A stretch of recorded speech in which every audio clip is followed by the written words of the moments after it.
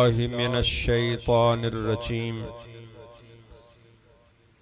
بسم اللہ الرحمن الرحیم قال اللہ تبارک و تعالی فی قرآن الکریم یا ایہا الناس قد جاءکم برہان من ربکم وَأَنزَلْنَا إِلَيْكُمْ نُورًا مُبِينًا فَأَمَّا الَّذِينَ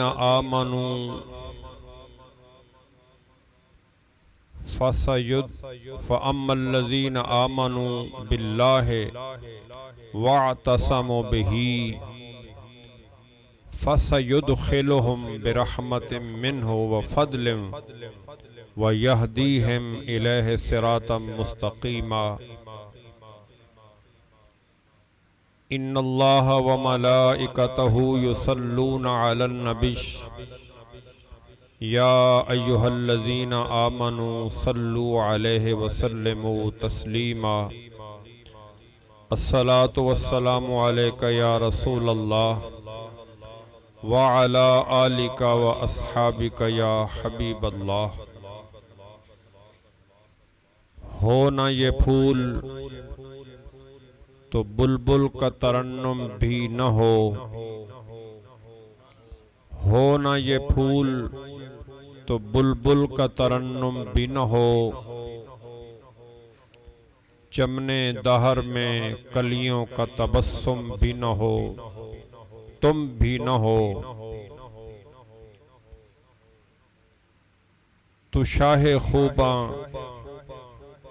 تو جانے جانا ہے چہرہ ام الکتاب تیرا تو شاہ خوباں تو جانے جانا ہے چہرہ ام الکتاب تیرا نہ بن سکی ہے نہ بن سکے گا مثال تیری جواب تیرا نہ بن سکی ہے نہ بن سکے گا مثال تیری جواب تیرا تو سب سے اول تو سب سے آخر تو سب سے اول تو سب سے آخر ملا ہے حسن دوام تجھ کو ہے عمر لاکھوں برس کی تیری مگر تازہ اب بھی ہے شباب تیرا خدا کی غیرت نے ڈال رکھے ہیں تجھ پہ 70,000 پردے خدا کی غیرت نے ڈال رکھے ہیں تجھ پہ 70,000 پردے بن جاتے یہاں طور لاکھوں جو ایک بھی اٹھ جاتا حجاب تیرا ہے صائم تو بھی عجب انسان خوف محشر سے ہراساں ہے صائم تو بھی عجب انسان خوف محشر سے ہراساں ارے تو جن کی ہے نعت پڑھتا وہی تو لیں گے حساب تیرا تو شاہ خوباں تو جانے جانا ہے چہرہ ام الکتاب تیرا نہ بن سکی ہے نہ بن سکے گا مثال تیری جواب تیرا لائق صد احترام علماء ذوی الاحتشام مہمانان گرامی قدر معزز حاضرین زندگی میں ایک بار پھر اللہ کی توفیق سے ہمیں اس بزم میں حاضری کی سعادت حاصل ہو رہی ہے جو حضور صلی اللہ علیہ وسلم کے میلاد کے نام سے انعقاد پذیر ہے مجھ سے قبل میلاد کے حوالے سے باتیں بھی ہو چکی نعتیں بھی ہو چکی اور تقریر بھی بڑی خوبصورت ہو چکی. میں بھی چند باتیں آپ کی خدمت میں عرض کیے دیتا ہوں. آج کی گفتگو کے لیے جو میں نے عنوان منتخب کیا ہے وہ ہے حضور صلی اللہ علیہ وسلم کی صورت اور سیرت، آپ صلی اللہ علیہ وسلم کی نبوت و رسالت کی دلیل ہے. یعنی اللہ نے آپ کی صورت کو اور آپ کی سیرت کو آپ صلی اللہ علیہ وسلم کی نبوت اور رسالت کی دلیل بنا کر بھیجا ہے. یہ عنوان ہے،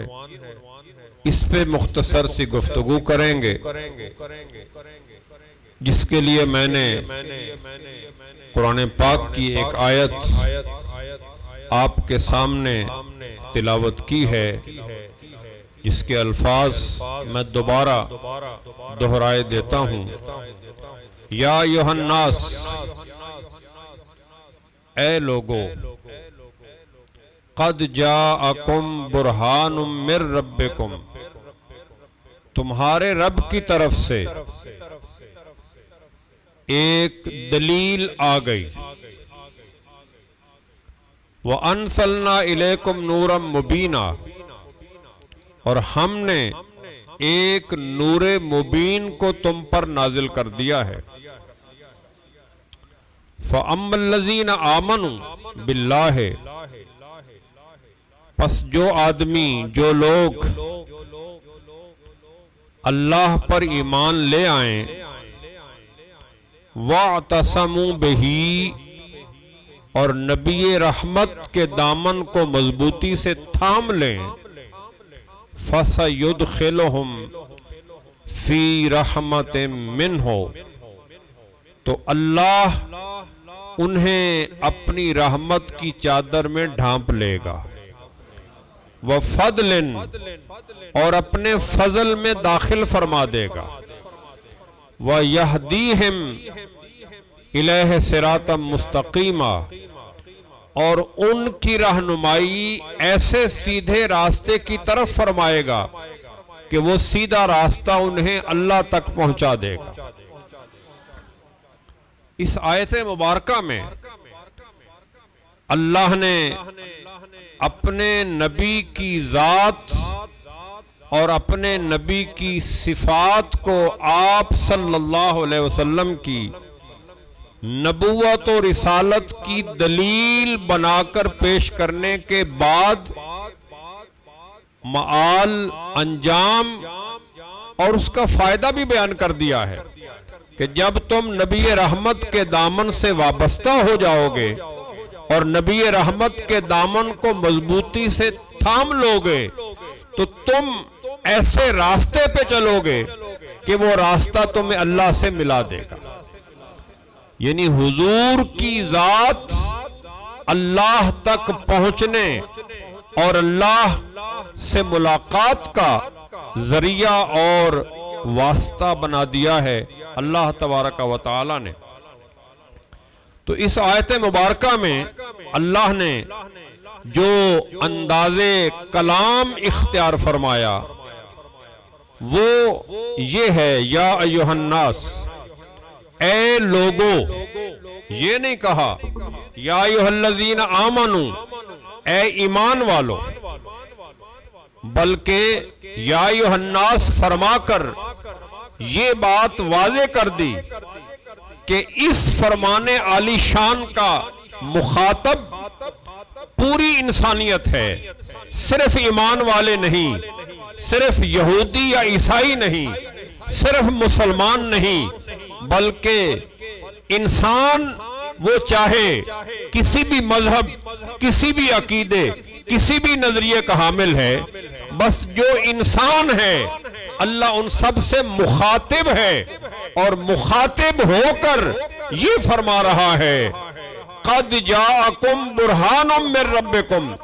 تمہارے پاس تمہارے رب کی طرف سے ایک دلیل آ گئی ہے۔ برہان اس دلیل کو کہتے ہیں کہ جس دلیل کے بعد مزید دلیل لانے کی گنجائش ہی نہ رہے۔ برہان اس دلیل کو کہتے ہیں جس کو عقل والے رد کر ہی نہ سکیں۔ برہان اس دلیل کو کہتے ہیں جس کو مانے بغیر کوئی چارہ کار ہی نہ ہو۔ یہ تو برہان کا معنی ہے،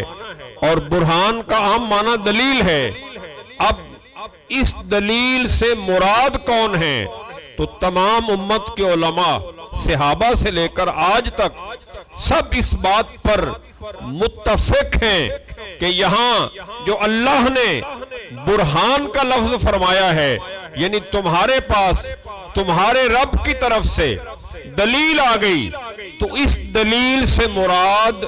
ذات مصطفیٰ صلی اللہ علیہ وسلم ہے۔ جب برہان سے مراد ذات مصطفیٰ صلی اللہ علیہ وسلم کو قرار دیا جائے تو اب معنی یہ بنتا ہے، اے گروہ انسانیت، اے تمام لوگوں، اے تمام انسانوں، اللہ نے محمد کریم کی ذات کو انہی کی نبوت کی اور رسالت کی دلیل بنا کر تمہارے رب نے تمہارے پاس بھیج دیا ہے۔ اب یہ انداز کلام اختیار کرنے کی کیا حکمت ہو سکتی ہے؟ علماء کو جو سمجھ آئی، انہوں نے جو حکمت اپنی سمجھ کے مطابق، ویسے تو یہ اللہ کا کلام ہے، اللہ ہی اپنے کلام کی حکمتوں کو بہتر جانتا ہے، یا اللہ کے کلام کو رسول کریم صلی اللہ علیہ وسلم بہتر سمجھتے ہیں، لیکن اللہ کی طرف سے، اللہ کے رسول کی طرف سے ہمیں ایسی کوئی رہنمائی نہیں ملتی کہ یہ انداز کلام اختیار کرنے میں کیا حکمت ہے کہ محمد کی ذات ان کی نبوت و رسالت کے لیے دلیل ہیں، یہ انداز کلام اختیار کرنے میں کیا حکمت ہو سکتی ہے؟ تو علماء کو جو سمجھ آئی وہ بیان کرتے ہیں کہ اس میں حکمت، اس طرح کی گفتگو کرنے میں حکمت یہ ہے کہ نبوت ایک دعویٰ ہے۔ جب ایک شخص کہتا ہے میں ڈاکٹر ہوں، تو ظاہر ہے وہ دعویٰ کر رہا ہے اپنے ڈاکٹر ہونے کا، تو اس کی ڈاکٹری جو ہے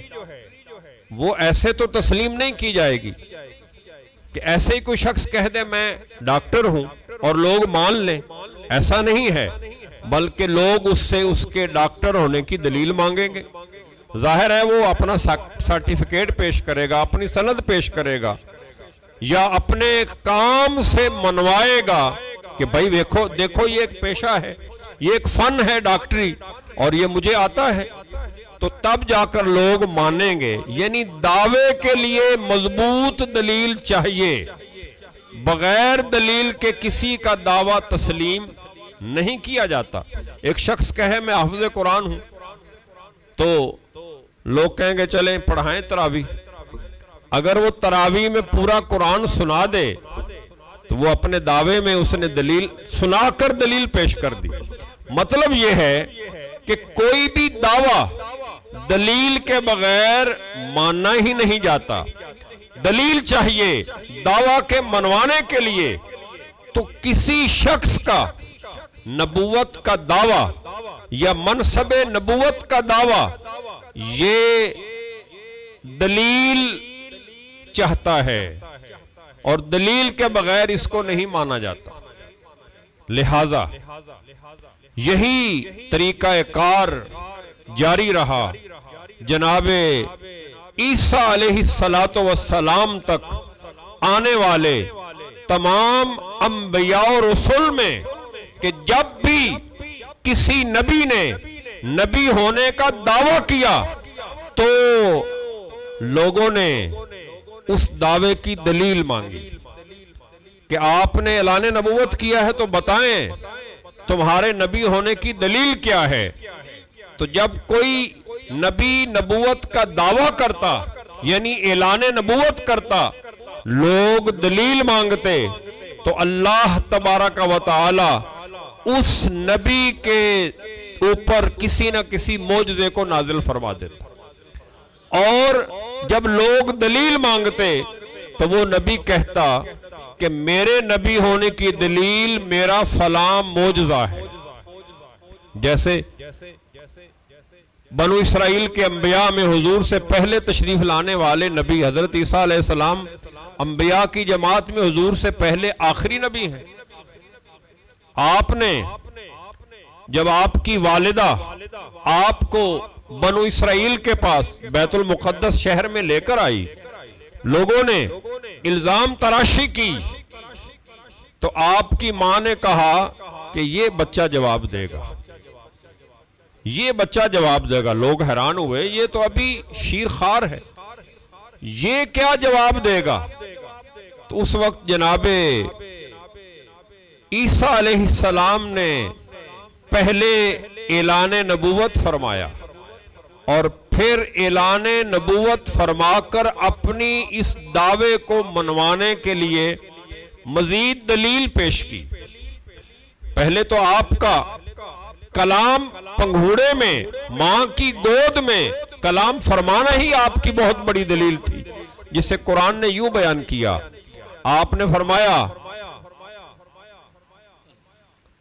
جعلنی نبیّا، مجھے اللہ نے نبی بنا کر بھیجا ہے، اور آتانی الکتاب،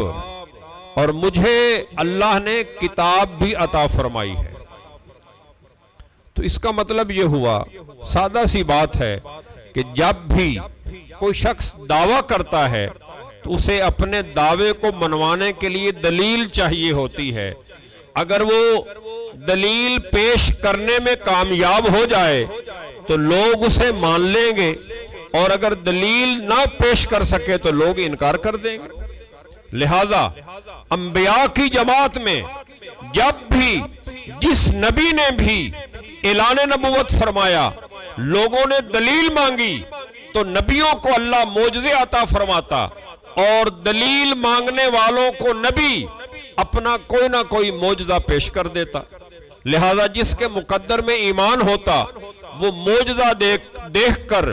اس نبی کو نبی مان لیتا، ان کا کلمہ پڑھ لیتا اور اسلام میں داخل ہو جاتا۔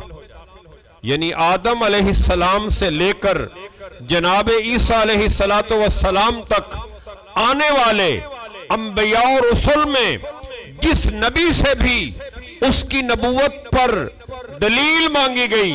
تو انہوں نے اپنی نبوت کو منوانے کے لیے معجزے کا سہارا لیا اور معجزہ پیش کر کے اپنی نبوت کو منوایا، اپنی نبوت کی دلیل پیش کی۔ لیکن قربان جائیں آقا دو عالم صلی اللہ علیہ وسلم کی ذات پر، آپ نے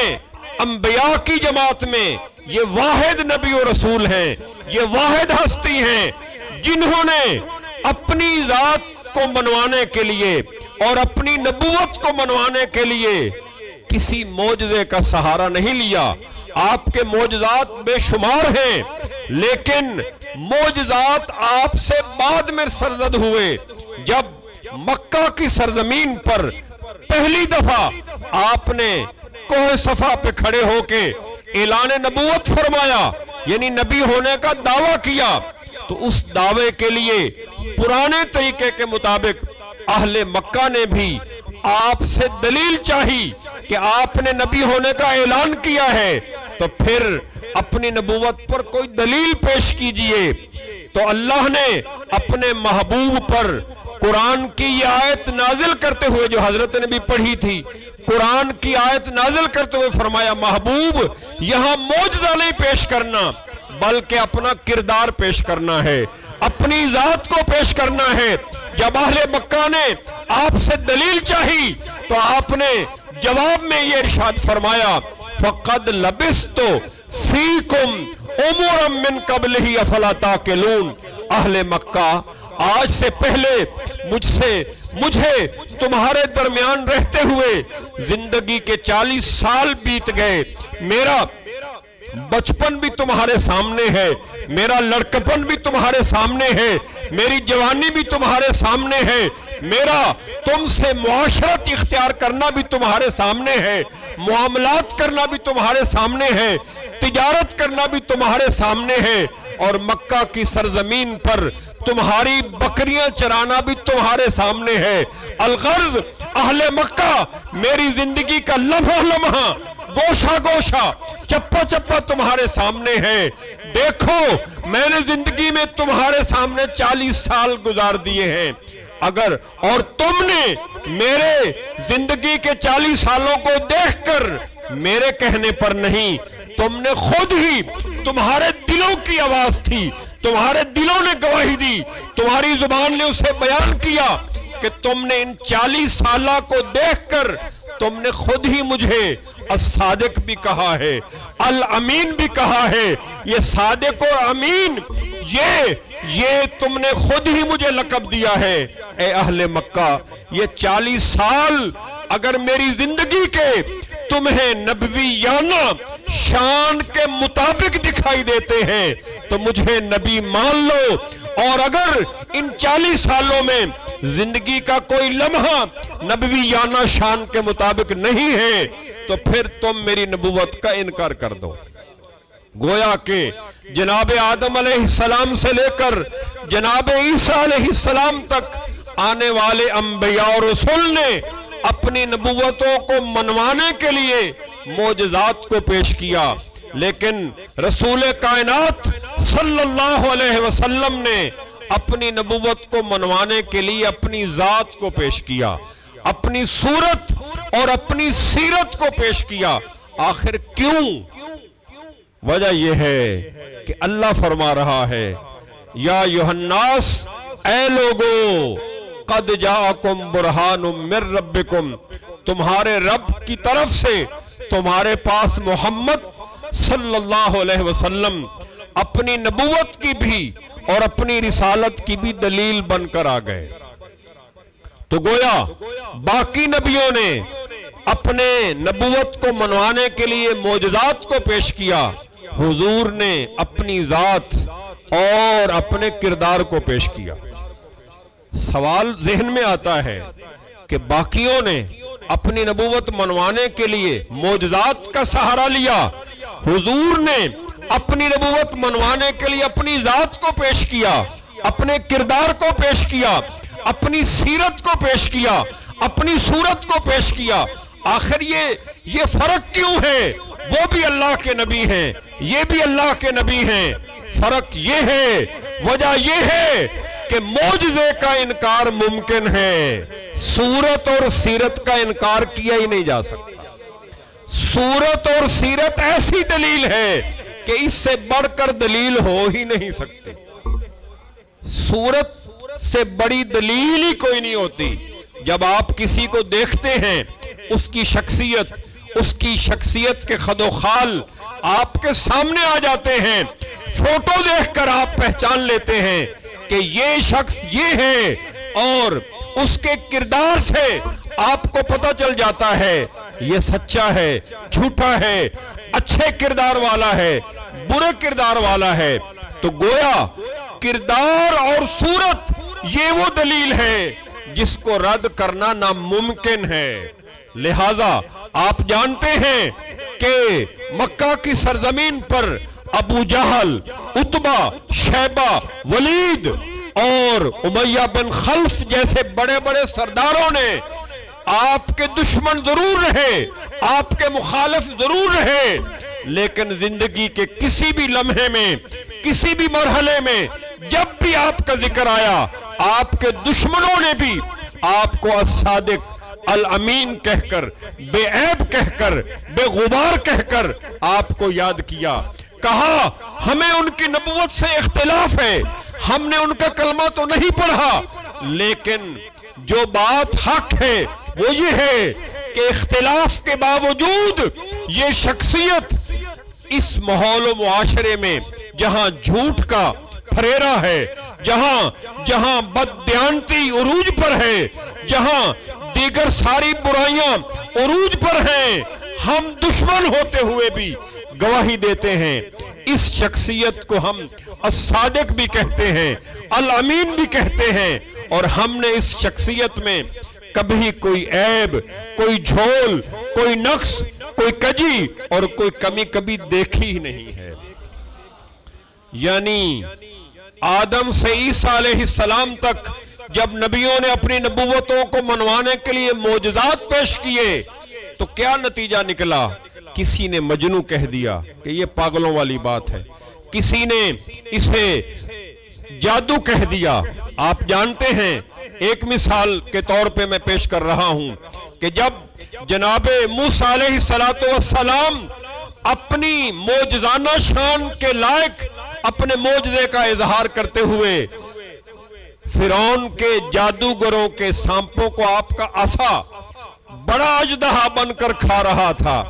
تو وہاں کے جادوگروں نے اور خود فرعون نے کیا کہا تھا یہ تو ہم سے بڑا جادوگر ہے۔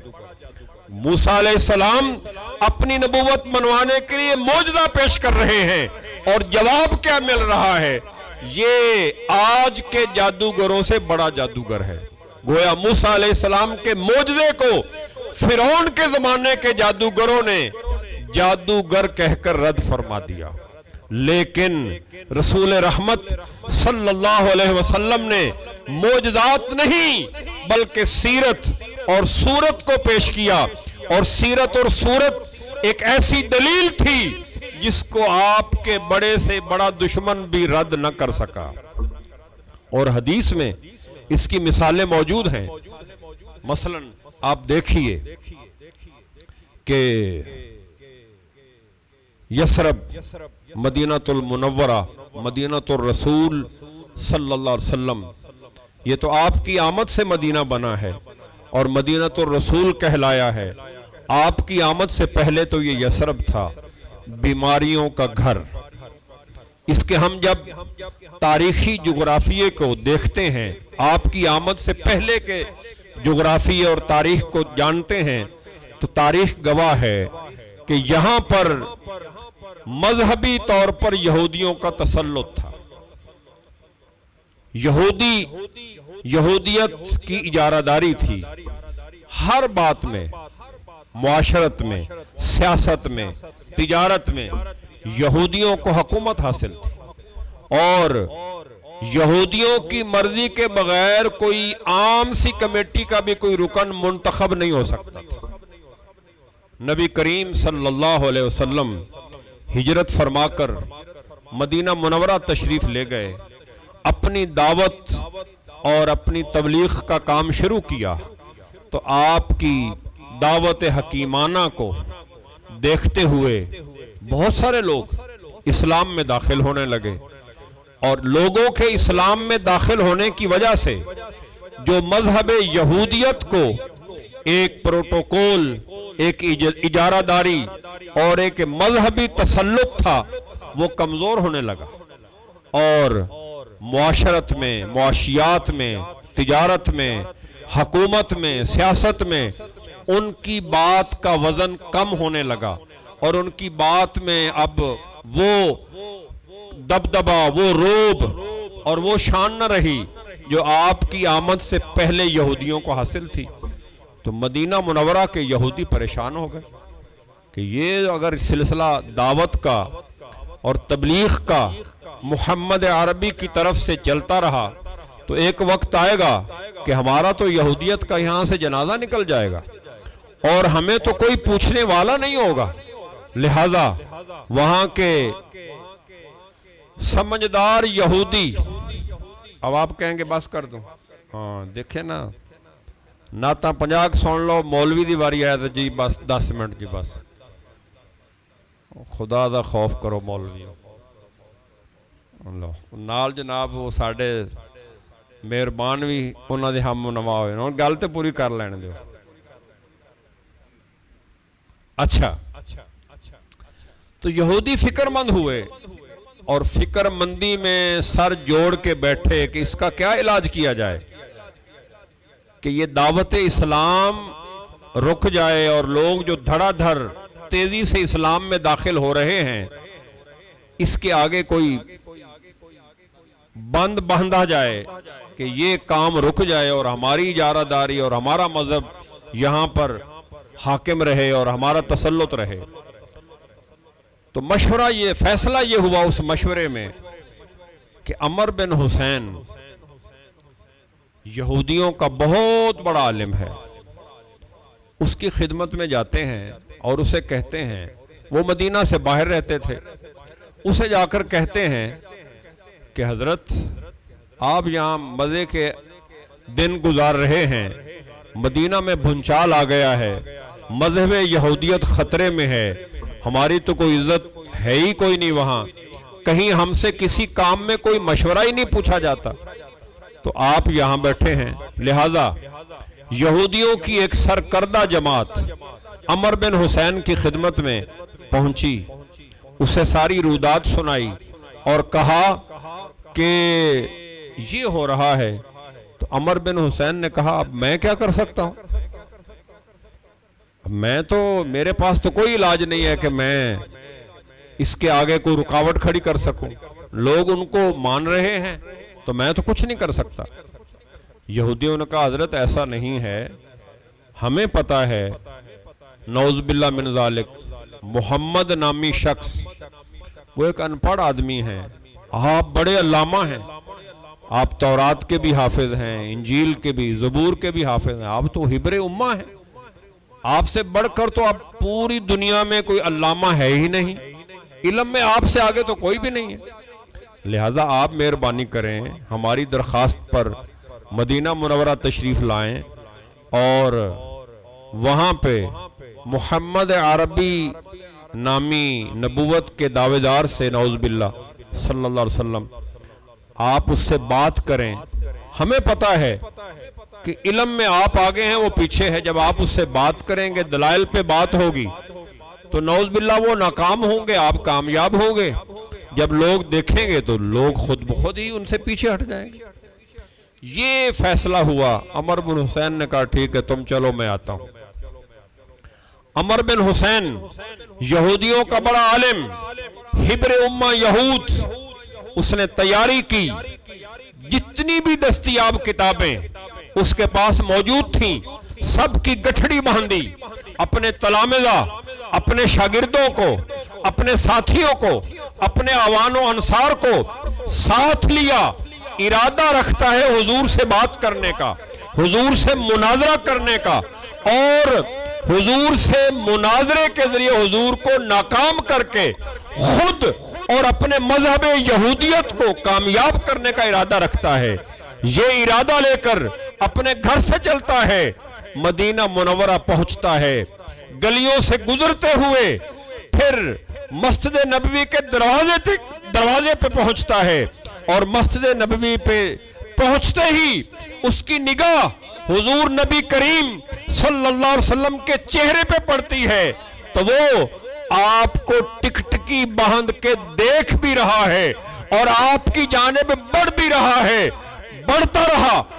رہا، جب حضور کی مجلس کے قریب گیا تو اس نے دیکھا حضور محو گفتگو ہیں اور آپ کے صحابہ آپ کے ارد گرد آپ کی گفتگو میں محو ہیں، اور صحابہ ہمتن ہوش ہو کر آپ کی گفتگو سن رہے ہیں، حضور اپنی تعلیمات، اپنے ارشادات فرما رہے ہیں، آداب مجلس کا لحاظ اور خیال کرتے ہوئے ایک سائیڈ پہ کھڑا ہو گیا، حضور کی گفتگو سننے لگا اور ساتھ ساتھ حضور کے چہرے کو تکنے لگا، حضور کے چہرے کو تکتا رہا، ادھر حضور کے چہرے کو دیکھ رہا ہے، ادھر ذہن تورات کی، زبور کی، انجیل کی تلاوت کر رہا ہے، تورات اور زبور کی ہر آیت گواہی دے رہی ہے، یہ چہرہ وہی چہرہ ہے جس کی گواہی تورات نے دی ہے، یہ چہرہ وہی چہرہ ہے جس کی گواہی انجیل نے دی ہے، جس کی گواہی زبور نے دی ہے۔ حضور نے کچھ دیر کے لیے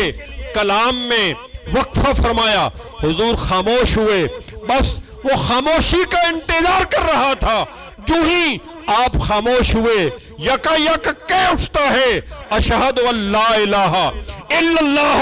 و اشہد ان محمد رسول اللہ۔ اس کا کلمہ شہادت کہنا تھا کہ یہودی اس پہ ٹوٹ پڑے. کوئی مکے مار رہا ہے, کوئی ٹھڈے مار رہا ہے, کوئی گالیاں دے رہا ہے, کوئی گھسیٹ رہا ہے, اور ساتھ کہہ رہے ہیں عمر بن حسین تیرا ستیہ ناس ہو, تیرا خانہ خراب ہو. پہلے ہی ہماری کوئی عزت نہیں تھی مدینے میں, ہمارا پہلے ہی وقار ختم ہو گیا تھا. عمر بن حسین تو نے کلمہ شہادت پڑھ کے ہماری رہی سہی کسر بھی ختم کر دی ہے, ہماری رہی سہی عزت کا بھی جنازہ نکال دیا ہے. آخر تو برباد ہو, تو ہلاک ہو. تو نے یہی کرنا تھا تو پھر مدینہ آیا کیوں تھا؟ تو نے یہی کرنا تھا تو مدینے میں آتا ہی نہیں. تم آئے اور ہمارا خانہ خراب کر کے رکھ دیا. جب یہودی اپنا غصہ نکال چکے, ٹھڈے, گھوسے اور بال نوچ چکے اور ضرب کاری لگا چکے, عمر بن حسین نے اپنے آپ کو سنبھالا. کہا رکو گے, کچھ میری بھی سنو گے یا اپنی ہی سناتے رہو گے, اپنا ہی غصہ جھاڑتے رہو گے؟ تو لوگوں نے, یہودیوں نے کہا چلیں اب تم بھی بیان کرو, کیا کہنا چاہتے ہو, تمہیں کیا موت پڑی؟ تم بات کرتے, مناظرہ ہوتا, دلائل میں تم ہار جاتے. ہم سمجھتے کہ دلائل کی بات تھی, ہارتا رہتا ہے بندہ, کوئی بات نہیں. عمر بن حسین تو نے تو یہ ظلم کیا, تم نے کسی کتاب کا حوالہ نہیں دیا, تورات زبور انجیل اٹھا کر تو لائے لیکن کوئی آیت نہیں پڑھ کے سنائی, کوئی کام نہیں کیا. عمر بن حسین تو اب بول کیا کہنا چاہتا ہے؟ تو آیا, کھڑا رہا, دیکھتا رہا اور کلمہ شہادت پڑھ دیا. عمر بن حسین تمہیں ہوا کیا ہے؟ کہا یارو بات یہ ہے, میں جب مسجد نبوی کے دروازے سے اندر داخل ہوا, میری نگاہ ذات مصطفیٰ پہ پڑی, چہرہ والضحیٰ پہ پڑی, واللیل زلفوں پہ پڑی, تو میرا ذہن تورات زبور انجیل میں گھومنے لگا. میں حضور کے چہرے کو دیکھتا رہا, دیکھتا رہا, دیکھتا رہا, حتیٰ کہ میرے دل نے گواہی دی عمر بن حسین ایسے چہرے والا شخص جھوٹا نبی ہو ہی نہیں سکتا. یہی معنی ہے جو قرآن نے کہا یا ایھا الناس قد جاءکم برہان من ربکم, اے لوگو, اے تمام لوگو, تحقیق تمہارے رب نے محمد صلی اللہ علیہ وسلم کی صورت کو ان کی اپنی ہی نبوت کی دلیل بنا کر تمہارے پاس بھیج دیا ہے. تو حضور صلی اللہ علیہ وسلم کی شخصیت کا, آپ کے اعضائے مبارکہ میں ہر عضو, آپ کا چہرہ, آپ کی زلفیں, آپ کے ہاتھ جنہیں قرآن نے ید اللہ کہا, آپ کا یمن و یسار, آپ کی پوری شخصیت آپ کی نبوت کی دلیل ہے. اور آپ کی سیرت بھی آپ کی نبوت کی دلیل ہے. میرا ارادہ تو تھا اس پہ ذرا آج لمبی گفتگو کریں گے, تو لیکن یہ حضرت کا ارشاد ہو گیا کہ جی 11 بج گئے, بس کریں. تو انشاءاللہ پھر اللہ نے چاہا کبھی موقع ملا تو اس سے آگے جو باتیں ہیں وہ آپ کے سامنے پیش کروں گا.